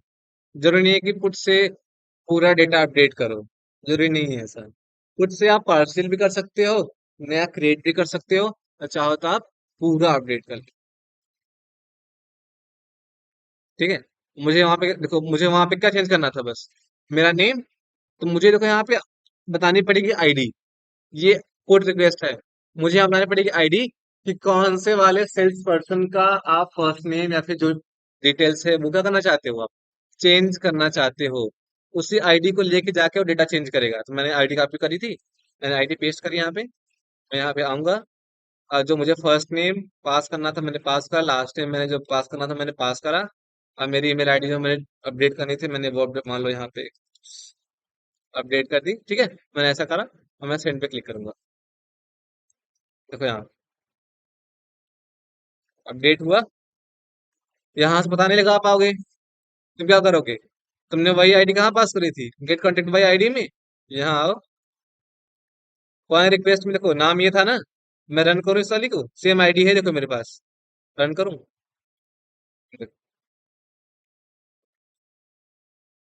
चेंज हुआ नेम। ठीक है। मेरी ईमेल आईडी चेंज हुई, देखो नीचे चेंज हुई ना। जो डेटा मैंने क्रिएट करा, फिर मैंने उसे गेट करा, फिर मैंने क्या करा, उसे अपडेट करा, फिर मैंने गेट करा। अब मुझे इसको डिलीट करना है। कैसे करोगे? डेट रिक्वेस्ट में आओ। देखो यहाँ पे ये ब्रैकेट में क्या मांग रहा है, ये पाथ पैरामीटर। बताओ कि कौन से वाले सेल्स पर्सन का को डिलीट करना चाहते हो, उसकी आईडी बताओ। मैंने आईडी कॉपी करी है, मैंने आईडी पेस्ट करी। बस सेंड पे क्लिक कर दूंगा, बस उस नाम का सेल्स पर्सन क्या हो जाएगा, डिलीट हो जाएगा। अब देख लो, क्या तुम्हारे गेट में कहीं बॉडी यूज करा मैंने? नहीं। 204 मतलब no content. No content mean मतलब ये होता है कि रिक्वेस्ट तुम्हारी सही गई है, रिस्पॉन्स भी सही आया है, लेकिन मेरे पास कुछ कंटेंट नहीं है तुम्हें शेयर करने के लिए। 204 मतलब ये होता है। अब देखो ये चीज डिलीट हो गई तुम्हारी। अगर तुम जाओ वहां पे सर्च करो यूआई पे, तुम्हें उस नाम का तुम्हें सेल्स पर्सन नहीं मिलेगा। क्या था? ROSN कुछ था ना। कौन से नाम से था?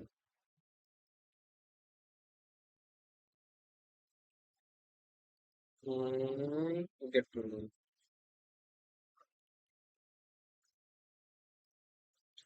और चाहो एक बार गेट में फिर कॉल करके देखो क्या हो। 204 आया। क्यों? मालूम है? तो गेट रिक्वेस्ट कॉल करी और जो आईडी जो मैंने सेल्स पर्सन डिलीट करा, मैं उसको फिर से चाह रहा। तो वो तो मैंने डिलीट कर दिया। कुछ इन्फॉर्मेशन उसकी थी? नहीं थी ना। तो उसने क्या बोला, 204 मेरे पास कुछ नहीं है, इस आईडी के से मेरे पास कुछ नहीं। तुमने वो डिलीट कर दिया। अगर तुम सर्च करना चाहो उस वाली ईमेल आईडी को, तो यहाँ पे सर्च कर लो, कुछ नहीं आएगा। नो रिजल्ट फाउंड, क्योंकि वो तुमने खुद डिलीट कर दी एपीआई के थ्रू।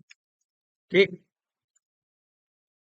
तुम्हारा ये था get, post, put and delete. Patch का एग्जांपल मिला नहीं यार इस वाली एप्लीकेशन में। पैच का बता नहीं पाया।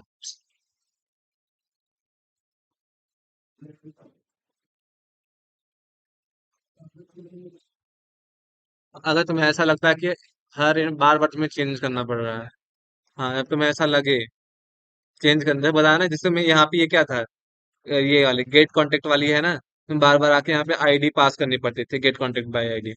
तो मैं क्या सोच रहा था मालूम है, मैं ये सोच रहा था प्री रिक्वेस्ट स्क्रिप्ट में पोस्ट रिक्वेस्ट रन कर दूं, इस वाली पोस्ट रिक्वेस्ट ऑटोमेट कर दूं, और उसकी आईडी वैल्यू रीड करके किसी एक वेरिएबल में सेट करा लूं, और सेट कराने के बाद मैं यही कॉल कर लूं। तो होगा क्या, प्री रिक्वेस्ट मतलब इस गेट वाले रिक्वेस्ट को रन करने के पहले वो जाएगा, पोस्ट रिक्वेस्ट को रन करेगा, आईडी निकालेगा, आईडी यहाँ पास करेगा, फिर जाके गेट रिक्वेस्ट रन करेगा ना। मैं सोच रहा था, अब बेस वर्ल्ड की बात तुम कह रहे हो, ऐसा होता है कभी कभी, मोस्टली होता है कि हमें मल्टीपल सर्वर पे एपीआई टेस्ट करनी पड़ती है। तो हम वही करते हैं कि बेस वाले को इन्वायरमेंट में रख लेते हैं, उसमें उसमें इन्वायरमेंट वेरिएबल में रख लेते हैं, और उसका यूजर एंड पासवर्ड अलग अलग इन्वायरमेंट में रख लेते हैं, और वह वेरिएबल के थ्रू कॉल करते हैं। मोस्टली हम ऐसा ही करते हैं। ठीक है। अब एक चीज ये देखना, तुम्हें कंपनी में एपीआई मिलेगी कैसे, तुम्हें कैसे बोलेगा ये, तुम्हें या जाके ये एपीआई टेस्ट कर लो। कैसे करोगे, मालूम कैसे? जैसे आपके पास पोस्टमैन टूल होता है टेस्ट करने के लिए, वैसे आपके पास एक टूल होता है स्वैगर। अगर मैं स्वैगर ओपन करूं, कोई एग्जांपल हो स्वैगर का, जैसे बुक स्टोर वाला है मेरे पास एक बुक स्टोर की एपीआई है, देखो। स्वैगर स्वैगर यूज क्यों होता है मालूम है? स्वैगर यूज करते हैं डेवलपर एपीआईज का डॉक्यूमेंटेशन करने के लिए। डॉक्यूमेंटेशन मतलब कि ये एपीआई काम क्या करेगी, किस टाइप का डेटा लेगी, किस टाइप का डेटा भेजेगी, सारी चीज तुम कहाँ मेंशन करेगा वो, इस स्वैगर के अंदर। देखो यहाँ पे पेट नाम की एक मॉड्यूल है अपने पास, उस पेट के अंदर मेरे पास चार ये हैं। अगर तुम इन एपीआई को ओपन, मैं ओपन करूँ, देखो ओपन करता हूँ, अब बताएगा तुम्हें। अगर तुम्हें ये एपीआई सेंड करनी है, पेट आईडी सेंड करो, एडिशनल मेटा डेटा सेंड करो, फाइल सेंड करो, फिर तुम्हारे पास ये रिस्पॉन्स कोड आना चाहिए इस टाइप का ना। सारा बता रहा। तुम चाहे एपीआई टेस्टिंग यहाँ से कर लो स्वैगर से, और तुम चाहे कहाँ से कर लो, पोस्टमैन से कर लो। दोनों से कर सकते हो आप लोग। और यहाँ देखो रिस्पॉन्स कंटेंट टाइप था ना, तो बता रहा था उसमें हेडर में पास कर रहे थे हम लोग, तो यहाँ से अगर वो चेंज करना है तो यहाँ चेंज कर लो आप, लेकिन यहाँ पे एक ही सपोर्ट करता तो एक ही दिखा रहा हूँ। मान लो कि मैं यहाँ पे कुछ सेंड करता हूँ, देखो ये डिसेबल है ना, राइट आउट पे क्लिक करोगे तब जाके वो ओपन होगा। पास करा मैंने कुछ डेटा, मान लो मैंने यहाँ पे कोई फाइल चूज करी, ठीक है। अब मान लो मैं यहाँ पे ऑथराइजेशन कैसे होता होगा, सोचो। जो मैं यूजर ने पासवर्ड दे रहा था पोस्टमैन में, मैं यूजर ने पासवर्ड दे रहा था यहाँ ऑथराइजेशन में, इसमें कैसे देते हो? इसमें तुम्हारे पास पहले ही का ऑप्शन आ जाएगा टॉप पे, ऑथराइज। इस पे क्लिक करोगे ना, तब तुम्हें अपने आथ की टोकन वैल्यू देना पड़ेगा। वही वैल्यू यहाँ पे दे मतलब दे दिया तुमने, ऑथराइज हो गया। ऑथराइज होने के बाद तुम यहाँ पे ट्राई डॉट क्लिक करो, यहाँ पे सेंड का बटन है, एक्सिक्यूट का बटन है ना, इसमें क्लिक करो।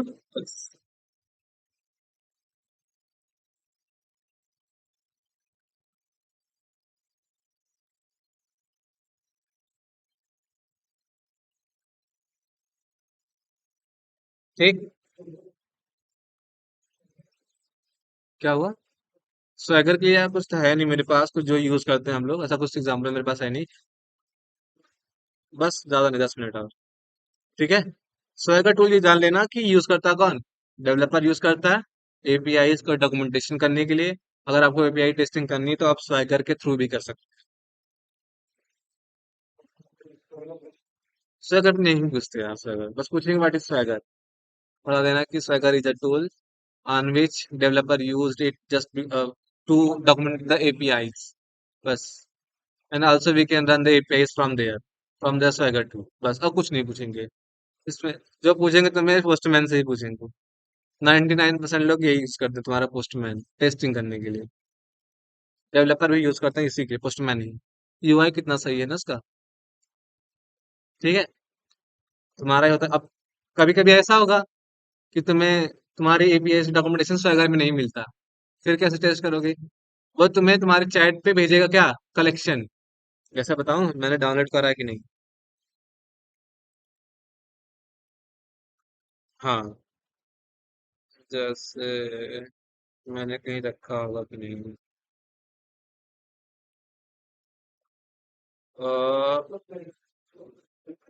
बताता हूँ। देखो एक्सपोर्ट कर लेता हूँ इसे और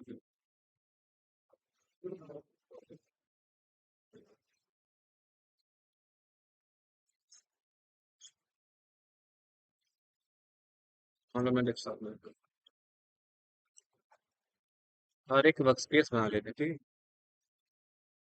वर्क स्पेस कहाँ से बनता है इसमें यार?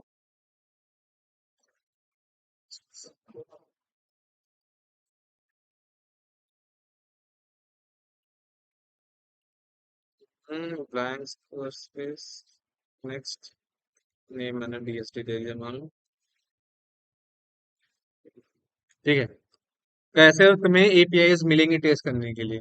कभी कभी तुम्हें साइगर का टूल मिल जाएगा, और कभी कभी तुम्हें क्या करेंगे वो लोग, तुम अगर टीम्स यूज कर रहे हो तुम लोग, चैट के लिए यूज होता है इनके लिए ना, टीम स्लैक यूज होता है। तुम्हें क्या करेंगे, यही वाले एपीआईज मैंने कहाँ रखा, डेस्कटॉप पे रखा था ना, ये। तुम्हें यही वाली एपीआईज तुम्हें ऐसे ही कलेक्शन भेज देंगे। तुम्हें एक ऐसे कलेक्शन भेज देंगे, डाउनलोड करोगे तुम्हारे पास ऐसे आ जाएगा।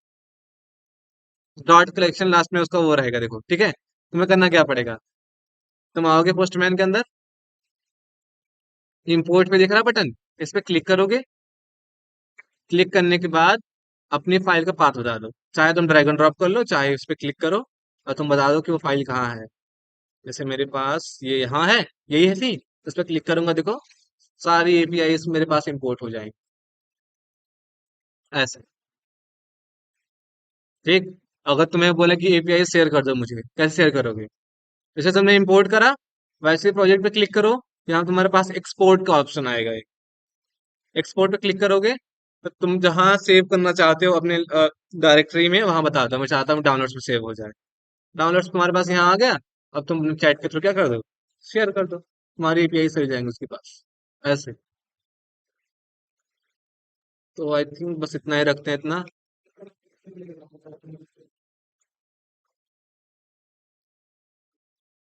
क्या हुआ? क्या? हाँ, फिर से कोई दूसरा चाहिए? हाँ तो वही सेम थिंग इंपोर्ट पे क्लिक करोगे दूसरा भी हो जाएगा। जैसे मान लो कि मैं 2 बार कर ले रहा हूँ अभी, मान लो उसका रीनेम है, मान लो ये कोई XYZ वाली एपीआई है। ओपन पे क्लिक करो बस, देखो आगे तो गया। तुम एक वर्क स्पेस के अंदर जितना इंपोर्ट करना चाहो उतना इंपोर्ट कर लो, कोई दिक्कत नहीं। अगर देखना चाहो तो एक लास्ट चीज तुम और देख लेना। देखो, तुम फ्रंट एंड से वो कैसे निकालोगे, टोकन की वैल्यू, ऑथराइजेशन टोकन की वैल्यू कैसे निकालोगे मालूम है? राइट क्लिक करो, इंस्पेक्ट करो। बताया था ना एपीआई कहाँ से रन होती है, बता। Front end. हाँ। हाँ, नेटवर्क टैब में जाना। मान लो मैं से लॉग आउट करता हूँ। लॉग आउट का ऑप्शन दिख रहा है पीपी, ये रहा ना। देखो इसका रिस्पॉन्सिव देखते हैं एक बार, इसका रिस्पॉन्सिव कैसे दिख रहा है।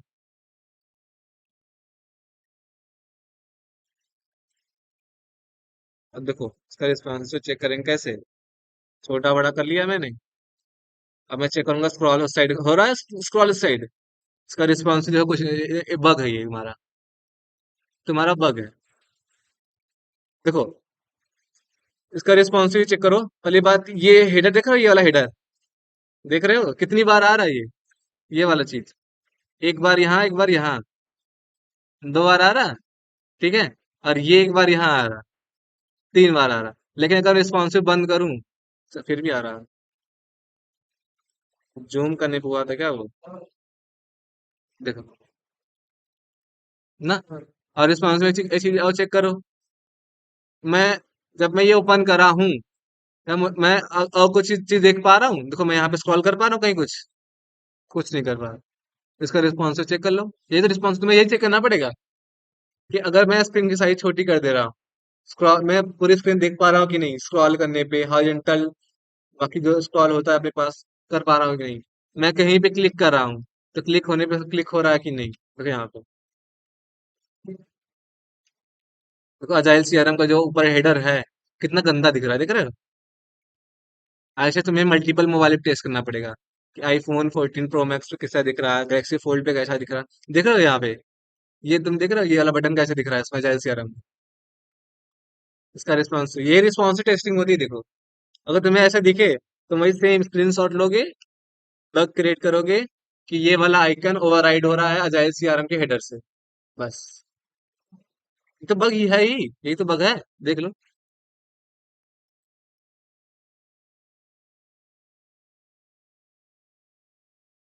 देखो अब सही दिखने लगा। अगर मैं रिस्पॉन्सिव बंद कर दूं, अब देखो, अगर मैं रिस्पॉन्सिव बंद कर दूं, ऐसे दिखने लगा ना। एक बार लॉग आउट करते हैं इसको। देखो यहाँ आता, यहाँ आ जाओ। तो साइन इन पे क्लिक करा हमने, देखो यहाँ पे लॉगिन की एपीआई चल गई, दिख रहे हो। यहाँ पे देखो, एक लॉगिन की एपीआई चली थी, कहाँ गई भाई, वो बंद हो गई क्या। देखो यहाँ पे लॉगिन की एपीआई चली थी ना। अब मैं यहाँ पे आऊंगा, देखो मैसेज आएगा, एक हेडर्स आ गया, रिक्वेस्ट ये था, रिस्पॉन्स ये था। यहाँ पे कुछ दिख रहा है, यहाँ पे नहीं दिख रहा है इसमें, पेलोड में नहीं। ज्यादा रोशनी मसला तो इसमें क्या है तुम्हारे, इसमें नहीं दिखा रहा यार। हम लोग अपना यहाँ से भी उठाते हैं वो।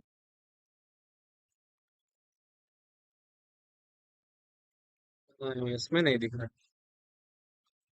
टोकन की वैल्यू,